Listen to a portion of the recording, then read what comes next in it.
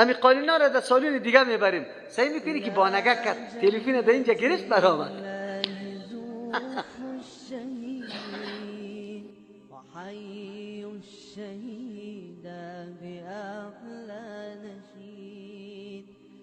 إلى المجد قد سار في همة ولقد كنتم تمنون الموت، شما بودید که آرزو میکردید میطلبیدید الموت شهادت من قبل ان تلقوا، پیش از اینکه شما روبرو شوی با این شهادت. انسان باید طلب شهادت بکنه و در حدیث میاد پیغمبر علیه السلام میفرما کسی که از صدق دل شهادت طلب کرد ولو که در سر بستری مرگ بمره بازم الله در منازل شهدا او را میرسانه. انما الاعمال. ما شما چطور هستیم؟ شهادت آرزو داری؟